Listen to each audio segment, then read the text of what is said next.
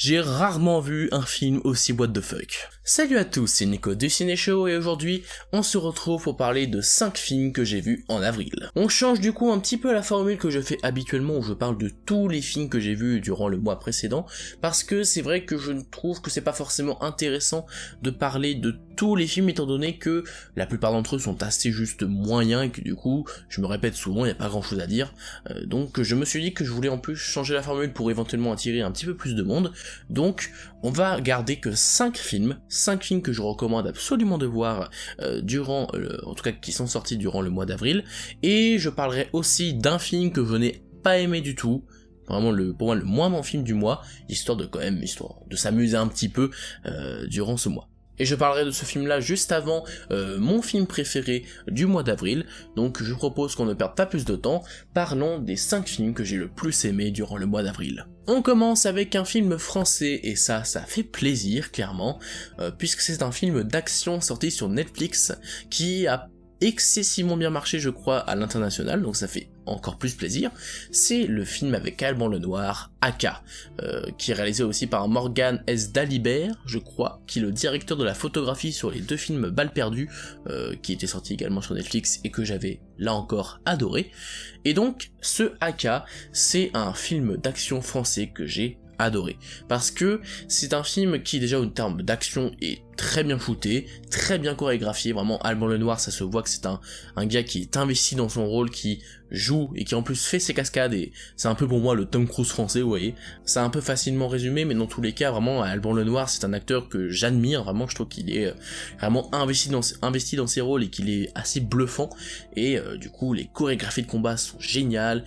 c'est bien filmé, il y a une photographie qui est vraiment plutôt belle en plus de cela, il y a 2-3 plans séquences qui sont bien travaillés, notamment celui d'ouverture qui est vraiment bien fait, il y a une histoire, alors oui, qui est assez basique en soi, on va dire quelques clichés, on n'y échappe pas forcément, mais je trouve que quand même, là où Balles perdues pour moi son défaut c'était l'écriture et le fait qu'on s'attachait pas totalement au personnage, même si là le scénario est très basique et assez cliché, je suis attaché au personnage, notamment Alban Lenoir, mais même les autres personnages, l'enfant ou ce genre de choses, ce qui fait qu'on est encore plus investi, je trouve, dans l'action, et ça fait que je suis pas loin de le préférer même à Balles perdues, parce qu'il y a ce petit truc en plus qui fait qu'on est encore plus investi. En plus, il y a 2-3 petites idées de mise en scène, notamment un passage que j'ai beaucoup aimé, lorsqu'il tient l'enfant dans ses bras et qu'il veut l'empêcher de voir quelque chose qui pourrait éventuellement le traumatiser, du coup il lui met la main sur l'oreille, du coup ça atténue en même temps le mixage sonore, le bruit de la balle, j'ai trouvé ça génial pour le coup, c'était vraiment top comme idée, mais il y a plein de petits trucs comme ça que j'ai trouvé top, donc vraiment en termes de film français sorti le mois dernier, je vous recommande énormément de voir celui-ci, peut-être qu'il vous plaira pas si vous n'êtes pas habitué par ce style, si vous n'êtes pas habitué par ce genre de film, mais personnellement j'ai vraiment adoré ce film, donc je ne peux que vous le recommander. Ma deuxième recommandation du mois, c'est un film qui est sorti le 30 ou 31 mars, donc je vais un peu tricher, mais vraiment il est sorti à 1 ou 2 jours près du mois d'avril, donc je me suis dit que c'était quand même l'occasion d'en parler parce que j'avais vraiment adoré le film. C'est le film Tetris, sorti sur Apple TV+, avec notamment Taron Egerton, qui raconte l'histoire vraie de l'acquisition des droits du jeu Tetris durant les années 80, et cette histoire vraie méritait, je pense, d'être adapté en film parce que c'est un délire à quel point cette histoire est folle. Vraiment c'est une histoire en fait qu'on ne soupçonne pas, on se dit ouais c'est Tetris, ouais, c'est qu'un jeu vidéo, etc., mais en fait le film c'est pas juste l'histoire d'un jeu vidéo, parce que il y a ça aussi, parce que ça fonctionne très bien, il y a notamment un travail autour de la bande originale qui ressemble beaucoup à des bandes originales de jeux vidéo, parce qu'ils mettent un petit effet 8 bits, j'ai l'impression, sur certaines BO, ce qui rend vraiment bien. Il y a aussi certaines transitions quand on se déplace d'un lieu à un autre lieu, où ça passe en version un peu pixel art, et ça fonctionne bien, parce que ça nous ancre vraiment dans un univers assez particulier, et en plus de cela, il y a des scènes qui sont liées aux jeux vidéo, notamment la scène de la Game Boy où il découvre la Game Boy, j'ai trouvé ça génial, genre même moi qui ai un tout petit peu grandi avec la Game Boy, c'était plus la DS moi, mais voilà, il y a quand même une aura qui se dégage de cette scène, je trouve que ça fonctionne parfaitement, mais du coup c'est aussi une histoire de guerre froide, avec du coup les Russes qui vont essayer de choper les droits, qui vont empêcher les États-Unis d'obtenir les droits, mais aussi le Japon, enfin bref, c'est un gros délire, et j'ai trouvé que c'était très bien retranscrit, en plus la mise en scène est bonne, le casting est très bon, le rythme est excellent, je me suis pas ennuyé une seule seconde, il y a de très bonnes scènes, le seul mini reproche que j'aurais à lui faire, c'est que même si le film en lui-même est vraiment excellent et c'est un super divertissement, je ne sais pas si par contre c'est un film où je vais vraiment m'en rappeler pendant des années ou quoi. Je ne pense pas, honnêtement, à voir bien sûr, mais j'ai quand même ce sentiment où voilà, c'est un très bon divertissement, mais je sais pas si je vais m'en souvenir après. C'est peut-être qu'une impression, et j'espère que ce n'est qu'une impression, parce que honnêtement j'avais vraiment adoré ce film, et je ne peux que vous le recommander. En plus, Apple TV a débarqué sur Canal+, ce qui m'a permis de le découvrir, donc si vous avez Canal+, n'hésitez pas à le découvrir aussi, si ça vous intéresse, c'est vraiment un super film. Ensuite, ma troisième recommandation pour ce mois d'avril, c'est le film Misanthrope, avec notamment Shailene Woodley et Ben Mendelsohn, qui est un film, une sorte de thriller, un petit peu à la Seven, ou ce genre de choses, hein. C'est assez similaire à certains thrillers de ce genre, mais c'est un très bon thriller, avec un très bon casting, avec une histoire solide, et avec des thématiques assez intéressantes, notamment durant le final. Alors je pense que certains ont un petit peu exagéré quand même sur la qualité du film, je crois que certains ont qualifié carrément de chef-d'œuvre. J'irai pas jusque là, mais pourquoi pas, après tout, hein, si vous le souhaitez. Mais franchement, c'est vrai qu'il y a vraiment le méchant est vraiment pas manichéen du tout, il essaie vraiment de développer quelque chose. Ça fait un peu oui, la société est mauvaise, etc. Mais bon, voilà, ça marche quand même. Je veux dire, c'est du moment que c'est bien traité, moi j'ai pas de problème qu'on utilise ce genre de thématique. Et je trouve que là c'est bien traité. La mise en scène est excellente. Il y a une photographie notamment qui est sublimissime. La scène d'ouverture est géniale. Vraiment, les 10 premières minutes sont excellemment bien faite, on est directement investi dans l'histoire, la photographie nous met dans une ambiance géniale, la mise en scène nous fait quelques petits plans qui vraiment sont vraiment assez impressionnants, le plan d'ouverture inversé sur la ville, il y a un plan quand il monte les escaliers où la caméra virevolte un peu au niveau des escaliers avec le brouillard qu'il y a, ça, on comprend pas tout ce qui se passe, il y a plein de scènes qui fonctionnent super bien, en plus le rythme est bon, on s'ennuie pas, alors juste je trouve que le milieu du film, deuxième tiers, on retrouve des codes de films policiers un peu trop classiques et traités de façon certes bien faite, mais vraiment trop classique à mon goût, ce qui fait que j'ai été moins charmé par on va dire le milieu du film, mais honnêtement ça reste un super thriller, très bien fait, très bien mis en scène, très bien joué, hyper divertissant, franchement, je ne peux que vous le recommander, c'est vraiment une petite pépite. Ensuite, le quatrième film que je vais vous recommander ce mois-ci, c'est un film d'animation japonais réalisé par Makoto Shinkai, qui s'appelle Suzume. C'est l'histoire d'une jeune fille au Japon qui va se retrouver mêlée à une histoire de porte et d'univers parallèles qui menace notre monde à nous, et il va du coup se lier d'amitié à un homme assez mystérieux, enfin amitié, peut-être plus que ça, mais en tout cas un homme assez mystérieux, mais qui va se transformer de façon un peu étrange en chaise, tout simplement, me demandez pas pourquoi, c'est comme ça, mais vous allez quand même voir durant le film pourquoi, et en fait du coup il va être transformé en chaise, et ils vont faire un périple à travers le Japon pour essayer de sauver le monde en essayant de fermer toutes ses portes, pourquoi, comment, etc., ça vous le découvrirez devant le film. Et j'ai trouvé que c'était, déjà en termes d'animation, absolument magnifique, mais genre c'est sublime, il n'y a pas d'autre mot, les plans sont sublimes, la photographie, bon, est-ce qu'on peut vraiment parler de photographie vu que c'est de l'animation, je sais pas, mais dans tous les cas, la beauté des plans, c'est juste magnifique, les cadres, les décors, les lieux, les couleurs, la façon dont il gère la lumière, les reflets, l'eau, tout ce genre de choses. Vraiment, c'est super bien fait au niveau du visuel, il y a rien à dire. Pareil en termes de mise en scène, du coup ça se permet des plans de caméra complètement dingues, notamment tous les passages où ils vont fermer les portes. J'ai trouvé ça tellement galvanisant, tellement épique, notamment au niveau du mixage sonore qui est excellent là encore. Lorsqu'ils ferment la porte, t'as le bruit qui se met en place. Tout est parfait, l'animation, le montage, tout se mêle parfaitement, et là t'as le mixage sonore qui rajoute un truc en plus et qui te... c'est vraiment épique ces passages là, mais c'est pas juste épique, hein, parce que c'est plus une sorte de road trip plus qu'un véritable film d'action, hein, je vous préviens, mais le road trip en soi est bien, les personnages sont hyper attachants, on s'attache facilement à tous les personnages, notamment Suzume bien sûr, on découvre certaines parties du Japon, on découvre des gens très simples à travers le film, on découvre de nouveaux lieux, on découvre une sorte d'histoire un peu du passé du Japon,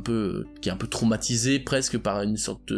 d'événement passé, ça tourne pas mal autour du passé, ce qui d'ailleurs est assez lié à son précédent précédents films, alors j'ai pas vu Les Enfants du Temps, mais j'ai vu Your Name, qui était aussi dans ces thématiques-là, donc il y a quelque chose d'assez récurrent dans cette thématique. Et le film est drôle aussi, le film est plutôt émouvant. J'ai pas lâché de larmes non plus, mais franchement c'était assez émouvant. Puis la musique est géniale, la musique principale est mémorable. Non, franchement, c'est un film d'animation à voir. Vraiment, c'est à voir. C'est une petite merveille, Suzume. Si vous ne l'avez pas encore vu, je vous le conseille absolument. Et avant de passer à mon film préféré du mois d'avril, en tout cas, celui qui je pense va me plus rester en tête, parce que je suis pas sûr que c'est celui que j'ai le préféré, mais c'est celui qui va plus me marquer. On va parler du film que j'ai le moins aimé de ce mois d'avril. C'est un film français, malheureusement, et oui, on peut pas toujours être parfait. On a au moins un cas dans les bons films, mais par contre, on a eu quelques petites comédies françaises. Alors moi, je suis pas le plus critique des comédies françaises, parce que je suis plutôt friand de temps en temps de ce genre de film, mais là c'est compliqué de le défendre ce film, puisqu'on va parler de notre tout petit mariage, avec Ahmed Silla notamment, et Camilou, si je dis pas de bêtises, qui raconte l'histoire de Ahmed Silla et Camilou qui vont organiser un petit mariage, parce que lui il est pas très mariage, du coup il veut juste organiser un petit truc, mais vous vous en doutez, ça va tourner au projet X, et du coup il va y avoir plein de monde qui vont débarquer. Je l'ai vu d'ailleurs avec quelques personnes, je crois que c'était Martho Mega qui s'y passe par là, je le salue, et Jean-Baptiste, lors de mon séjour à Paris, là encore, je le salue s'il passe par là, qui, je pense, me déteste, parce que c'est moi qui l'ai amené voir ce film. Je me suis dit, au pire, si c'est bon, on rigole bien, et si c'est mauvais, on va rigoler un peu tellement c'est nul, donc voilà. Ouais, c'est assez mauvais, on va pas se mentir, c'est vraiment pas très bien. L'humour, en fait, la première moitié du film passait à peu près. Durant tout le film, la mise en scène est catastrophique, parce que c'est une sorte de fan footage mêlé à des prises de vue réelles, mais ça marche pas du tout, parce que durant la bonne partie du film, ça reste un fan footage, mais des fois, il se permet de faire des plans de caméra normaux, comme ça, voilà, pourquoi pas, j'ai envie de dire, avec en plus des fois des accélérations, comme si on était sur une bande-annonce, c'est quand même des fois assez chelou. Donc vraiment en termes de mise en scène il y a des trucs que je comprends pas, la photographie il y en a pas, hein, clairement c'est pas beau en soi, s'il y a pas de travail sur les plans ou quoi que ce soit, il y en a aucun. Au niveau de la bande sonore pareil, y a rien, au niveau du mixage y a rien non plus, au niveau du casting, mon dieu, mon dieu, il y en a qui jouent pas trop mal, alors surtout parce qu'en fait la première moitié du film je trouvais que ça passait, parce que t'étais pas encore dans le grand n'importe quoi et la gênance, ce genre de choses, du coup, même si c'était pas ouf, hein, clairement, il y avait 2-3 vannes qui marchaient, je trouve qu'il y a quand même une ou deux vannes qui fonctionnent bien, il y a un moment donné où je sais pas pourquoi, il y a des gamins qui font une sorte de 3 petits chats et puis ils commencent à parler de trucs d'homosexuels ou quoi, parce que par contre, en gros, leurs parents sont homophobes ou je sais plus exactement, hein, j'ai un peu oublié pas mal de scènes du film, je vous avoue, mais dans tous les cas, il y avait 2-3 passages où justement, ça avait tellement aucun sens que ça fonctionnait en fait, donc ça fonctionnait plutôt bien dans la première moitié, en tout cas pour moi, mais la deuxième moitié, c'est plus possible, la blague devient trop longue en fait. Comme on dit, les meilleures blagues sont les plus courtes, bah voilà, ce film le prouve, la deuxième moitié du film était interminable, vraiment, c'était d'une gênance sur la fin, mais je voyais Jean-Baptiste qui était sur ma gauche, il était comme ça. Il en pouvait plus. Moi j'étais en train de me marrer juste parce que j'étais en train de le voir, d'avoir envie de mourir, j'en ai quand même un bon souvenir de la séance en soi du coup, mais franchement c'était pas bien, c'était vraiment pas bien, je vous recommande absolument pas de le voir, alors si vous êtes comédie française ou quoi, si vous voulez vous pouvez essayer, mais franchement c'est vraiment je pense le moins bon film que j'ai vu cette année pour le moment. Mais passons à quelque chose de plus positif avec le film que je recommande le plus de ce mois d'avril, alors encore une fois c'est plus le film qui me reste le plus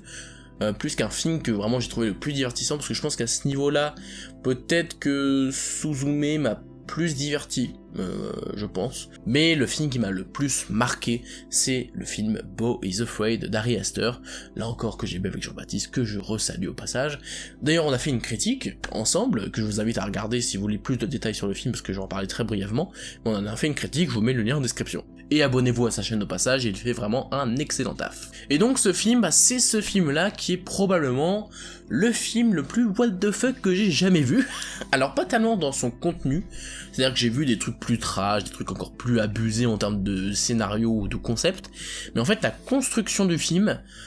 m'a vraiment décontenancé, parce que c'est vraiment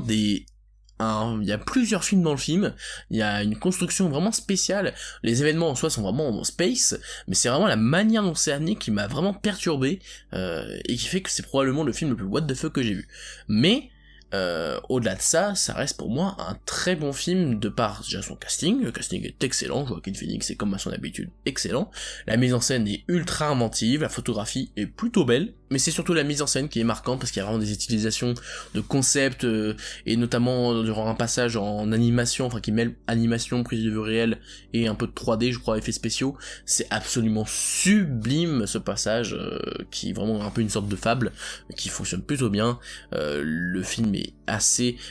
drôle en plus, on s'est vraiment bien marré, parce que c'est tellement what the fuck à certains moments que t'es obligé d'exploser de rire en fait, donc c'est vraiment divertissant par moment. Juste le film est quand même assez long, 3 heures, et je pense que j'ai quand même un poil senti la longueur, pas tant que ça, quand même, comparé à d'autres films, mais voilà, parfois j'ai un peu senti les longueurs, mais c'est surtout, je trouve le film d'une richesse absolument incroyable, il y a tellement de trucs à dire sur le scénario, sur les divers événements qui sont racontés, sur tous les différents aspects, les différentes thématiques, il y a tellement de choses à décortiquer de ce film que ça m'a vraiment marqué. Il y a des scènes dont je vais m'en souvenir longtemps, hein. Le plan final est magistral et d'une beauté, ça m'a fait penser à The Last of Us Partie 2, c'était génial. Donc voilà, j'ai adoré ce film Boys Afraid, je trouvais que c'était vraiment un concept vraiment intéressant, mais si vous voulez plus de détails, puisque j'aimerais rester assez vague pour que vous puissiez découvrir le film, une fois que vous avez vu le film, vous pouvez découvrir par exemple la critique qu'on a fait avec Jean-Baptiste, le lien est en description. Et encore une fois, c'est plus le film qui m'a vraiment marqué, plus qu'un film que vraiment je trouve ultra divertissant. C'est un film qui est quand même pas trop accessible,